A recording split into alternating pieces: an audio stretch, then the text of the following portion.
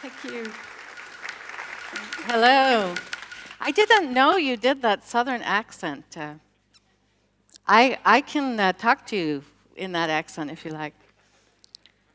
Good morning, everyone. Hey, um, over 500 years ago, when the printing press first came out, and suddenly there were thousands of manuscripts, and suddenly there were millions of people that could start reading those manuscripts and learn how to read. There were some people that did not think this was a good idea.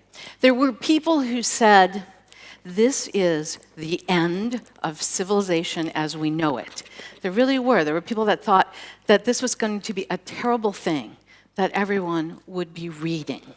And I think sometimes as we look into what's happening now with our new technology, when we ask these questions, are people going to be so engaged in virtual reality that they won't come out? Why would you want to be in regular reality if you could be in a virtual reality of your own making? What about the fact that we're going to have relationships with robots? What if people want to marry a robot instead of a human? So there are people now who are saying, like when reading first came out, maybe this is the end of civilization as we know it. And I don't know if that's true or not. If you're an optimist, then you might say, oh, no, we'll figure it out, it'll be great, it's going to take us into a whole new place. And if you're a pessimist, you might say, it's the end of civilization. But what I do know is that that transition that we're going through right now, as we look at the new technologies that redefine our relationship with technology, that change is as big or bigger than the change we went through when we all started reading. So what I want to do today is I want to share with you some thoughts, some ideas of what this means and what's the,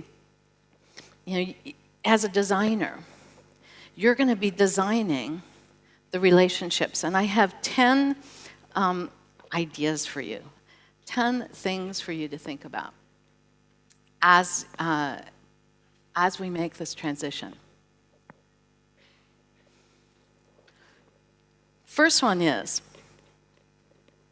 that the sensory aspect of interfaces is going to greatly expand. Big words, what does that mean?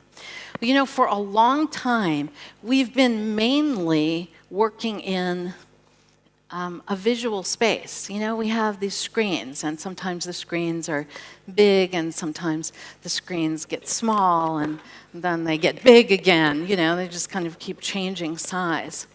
But we have been working with a largely visual medium. And there's keyboards and there's mice and people interact, but mainly with vision, a little bit with sound. And that's all changing. So in addition to pressing buttons and looking at screens, we're now really entering the auditory phase. We're going to start talking, and we are talking to machines, and that changes everything. I have a PhD in psychology. I'm a behavioral scientist, and so I think about and study what the communication is like between people and machines. And as we do less visual and more auditory, more talking, what is that going to be like? What is that like for you as the designer? What about the whole increase in haptic or sense, tactile? Project Jacquard, which we're now embedding technology into fabric, into clothing, so that when you'll call somebody by just running your finger down your arm, and that will instigate a phone call. That there are sensors built into fabric. If you are working now and you're not planning on retiring in the next 2 or 3 years, you will be designing some of this stuff. And the question is, not only are you ready from a technology point of view, but are you ready from a human behavior interaction point of view. Here's number 2.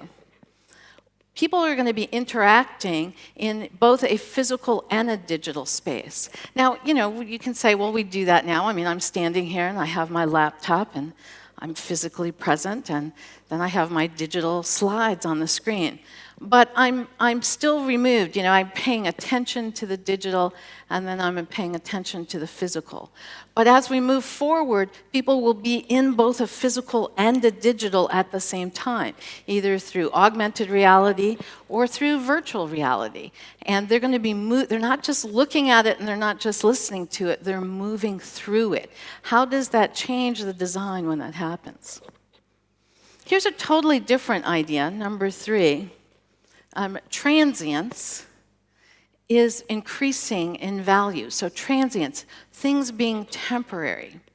We've gone through a lot of years where, we have now all this digital stuff, and you have digital photographs, and you have digital videos, and you have all of your tweets, and you have all of your Facebook posts, and we worry about, the history of that and what's going to happen if a future employer sees my Facebook picture when I was 21 and drinking a little too heavily, right? But now what we are starting to value is things that are temporary. Software, Snapchat, that allows us to not keep everything.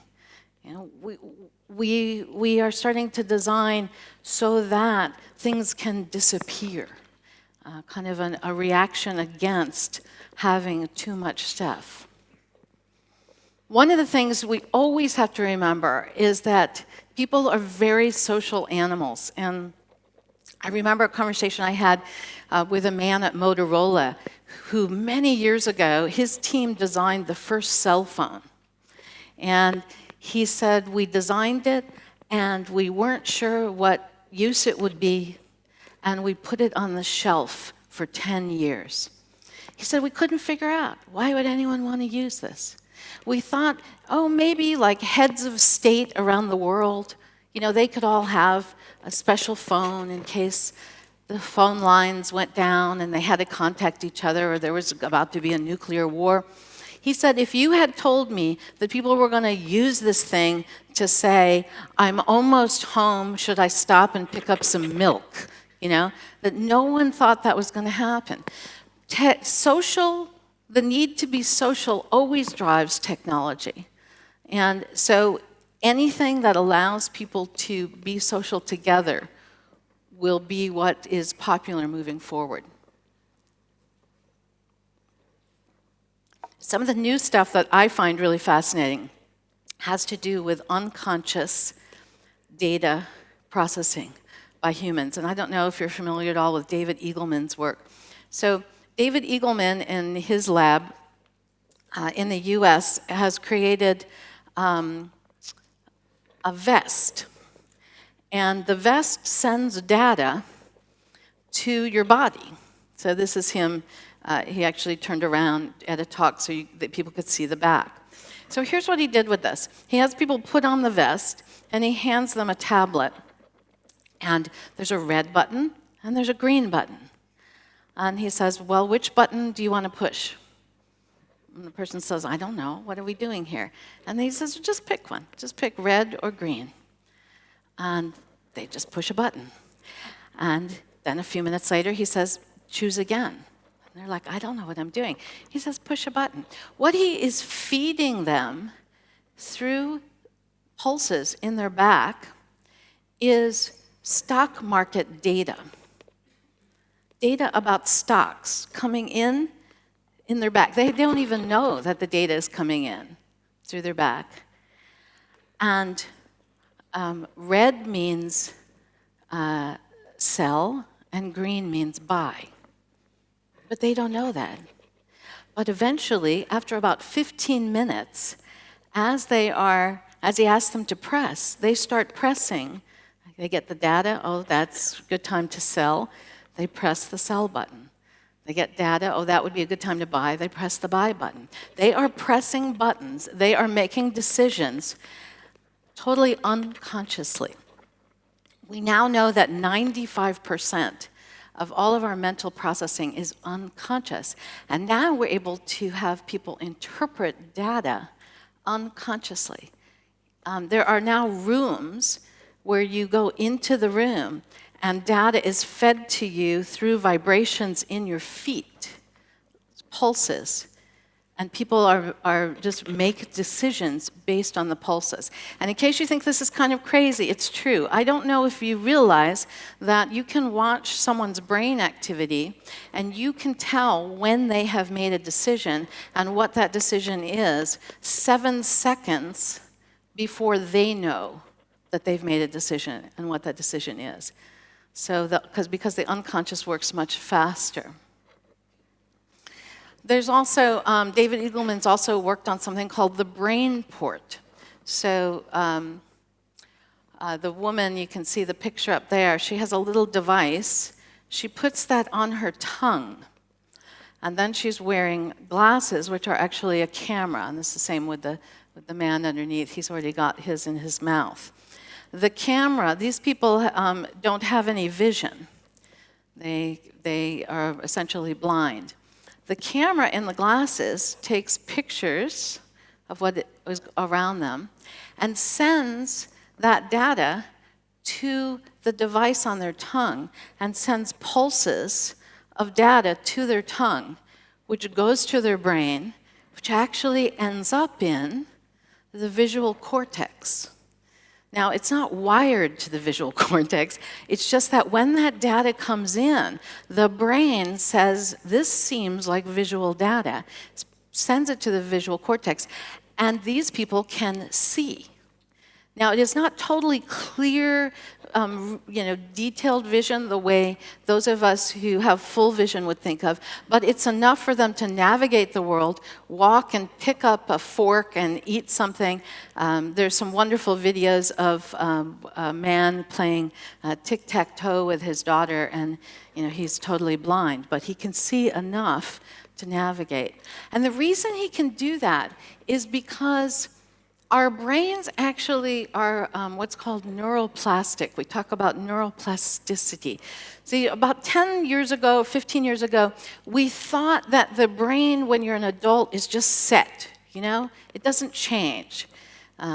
You've got all your neurons you're ever going to have, and all the brain structures are there, and that's just the way it is.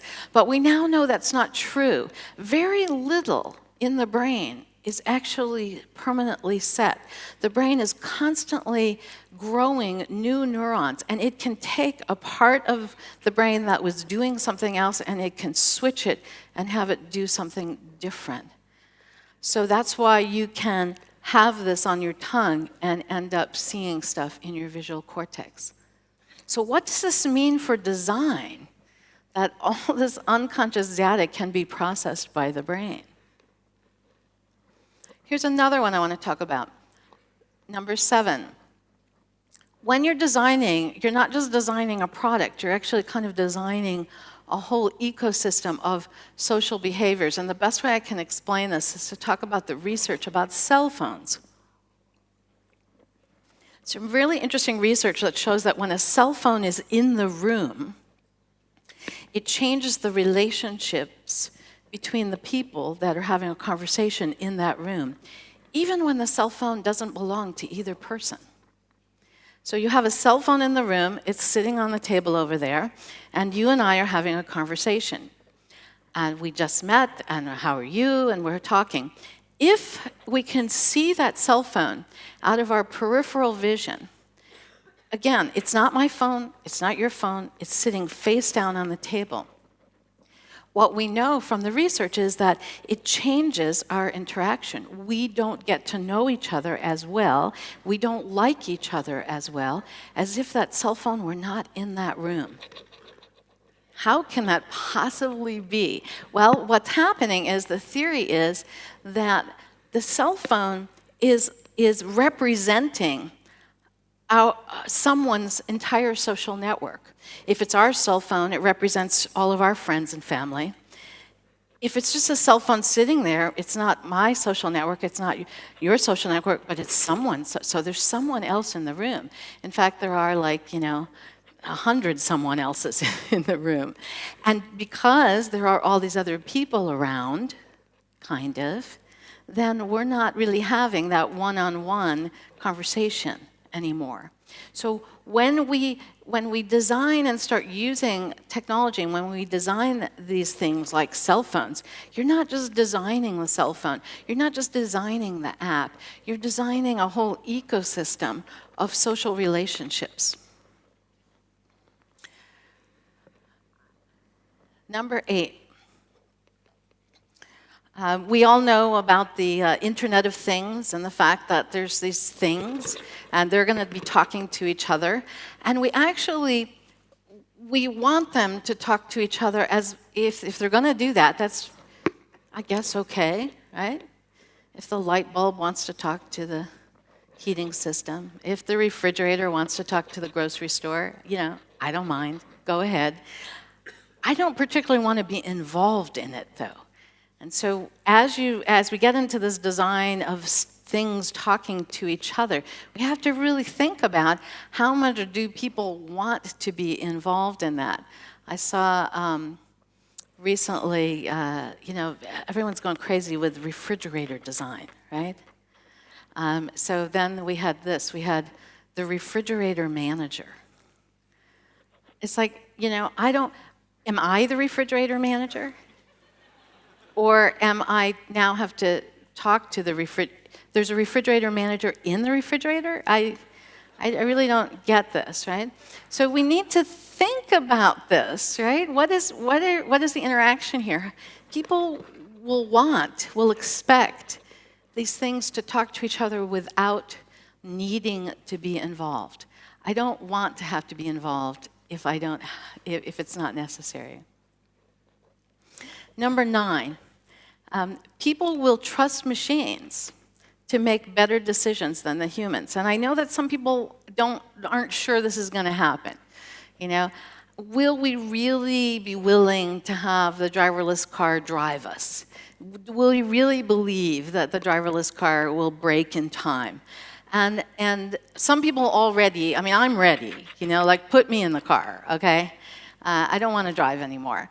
I'd be very happy to just read a book or talk on the phone or do anything else rather than be in the car. Some people may be not so comfortable, but eventually we will. And there's some very interesting research going on about what makes people trust the car. Okay? And here's what we know. If the car talks to you in a human-like voice, not a computer-type voice, but a human-like voice, you are more likely to trust the car's decisions. If the car if that voice has a name, and it's not just like a voice, if it's actually referred to as a name, then people are more likely to trust the car. Right? So there's these things that we can do in design that will make it more likely that we will trust these machines, that we will trust the technology.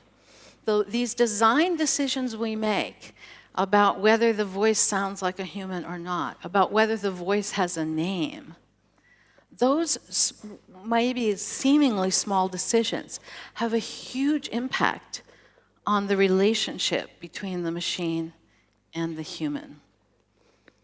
And then the last thing I want to talk about, and I want to spend some time on this one, is about our relationships with robots.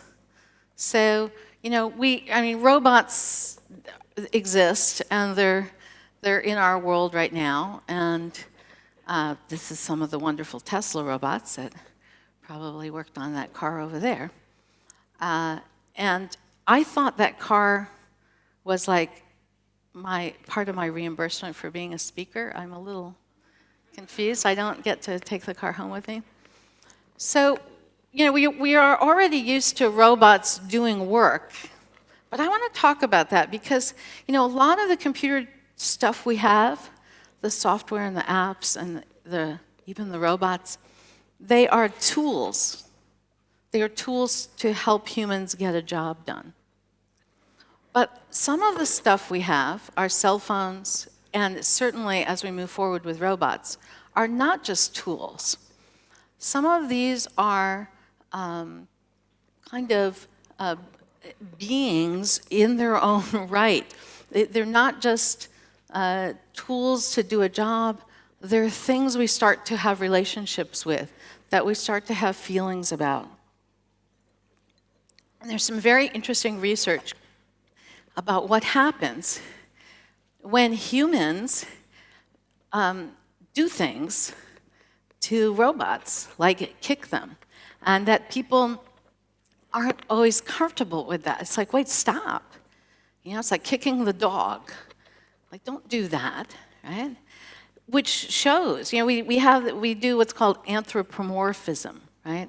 We attribute human characteristics to the machines, and or at least animal characteristics. In this case, it's kind of more like a dog or a horse or an animal, and we start to think of it that way, and we start to treat it the way we would, you know, treat a pet, perhaps. Maybe not a human, but a pet. And then what happens when the robots become even more human-like? In this case, you know, this robot doesn't have a face, it doesn't have eyes, it might not be talking to us, you know, but it walks out the door. It walks around. This one reminds me of when I go snowshoeing back in Wisconsin. I'm about, he has a little bit of trouble with the snow. It's kind of like what I look like when I'm doing my snowshoeing. But when the robots start to become more human-like, then, you know, how does it, yeah, see, I told you, it's like me snowshoeing. How does that, you know, how does it feel if we don't treat it like a human? So in this case, we have a human who decides to intervene and make the life of the robot a little difficult, you know, and we just like, oh, just let him do his job. Don't do that to him. That's not nice, you know. And you're like, you start rooting for the robot, you know, and you start. It's like, get the guy with the stick out of there, right? Look at this. That's just not fair. But what's going to happen when our robots take on different roles? And do we want our robots to not just be helpers and workers and pets? You know, what about relationships? This is a robot that can sense human emotion. This is an ad from the people that make this robot, Pepper. So in the story, she comes home. She's sad. He's trying to cheer her up. I guess it works. I don't know if that would work on me. And then she's sad because her boyfriend was mean to her. And now here's a message that he says he's sorry. Yeah. And she, of course, hugs her robot, right? But what should be the role of a sociable robot? A cheerleader, you know, to help us feel better about our lives. How about to be present at those really important moments? You know, I don't know. Is this what we want? I'm not sure. Apparently, this company thinks that's what we want, and maybe we do, but maybe we don't. You know, this is what I mean about the role of the designer. This is a very different robot. I don't know if you guys are familiar with, anybody familiar with the Blab droid, this is called. Now, here's a robot, very small in size. He's about this big. And he has a camera inside, and he talks in the voice of an 8 or 9 year old boy. It actually is a recorded voice. Do you and think let's take a humans look and at robots this. can be friends?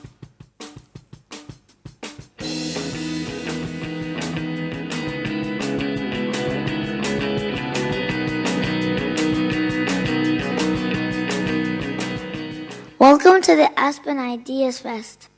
What's your name? Edie. My name is Jonathan Alter. My name is Amani Martin. Elizabeth. Ferris. Barnes. My name is Jane. My name is Anne. What's yours? I'm going to ask you some questions. If there was no money and no law, what would be the first thing you would do? Call for help. Invent both of them. I would think about inventing law and money. Make money and make law. Ride my bike. Ride a bicycle. Blow up a car. I think I would throw a party for the whole world. Josh would move. I would move very far away. I'm a little more optimistic. Be happy. Who do you love most in the world? I don't know. I don't know. My brother. My family. Me. I love my mom and my dad and my brother. It was love at first sight. It's silly to say that the first thing you think of is actually loving a dog. She's always there. I think about her all the time. My mom. If you could take back one mistake, what would it be? Running CNN. He has life questions. Oh gosh, I only get to take back one? Living in fear. Oh, certainly some of the men I've loved. I think I should have invited Ned to my birthday in kindergarten. Use scissors safely. Tell me something that you've never told a stranger before. How much I love my wife. I love cardboard. Okay, sometimes when I run out of toilet paper and I don't have time to go to the store, I just steal some from a public bathroom. I have a blue birthmark on my butt. I basically never wear clothes when I'm in my apartment by myself. I would love to be able to play the bagpipes or the piano. My daughter's pregnant.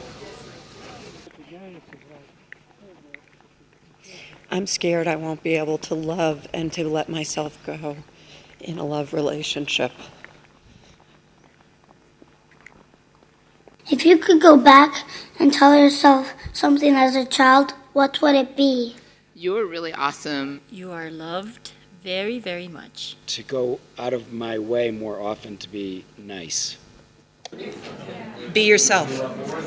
Do you think humans and robots can be friends? I like you. I think we're friends. Absolutely. I think robots and humans. Great future together. I'm very cynical on it. I'd be very scared. Do I think humans and robots can be friends? Actually, not.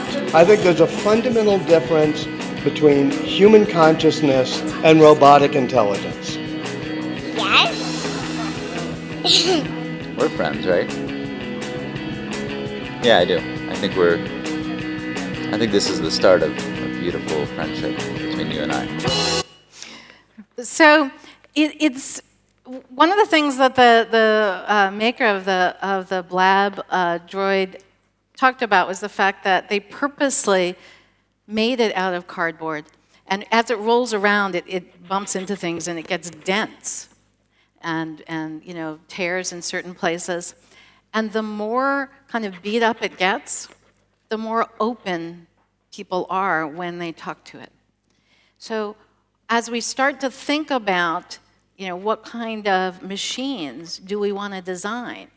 Maybe we don't want to design machines that look exactly like humans. And in fact, we know that sometimes that you get into what's called the uncanny valley, and then it gets quite creepy. Here's a very effective machine that people will talk to, and it's small and it's made out of cardboard. I think we're going to be interacting with robots so much that we've decided to call them brobots instead of robots, because that's how much we're going to interact with them. There are places in the world, and from some of the conversations I've had in the last couple of days, Sweden may be one of these places, certainly Japan is, where the population is aging so much that there aren't young people to take care of the older people.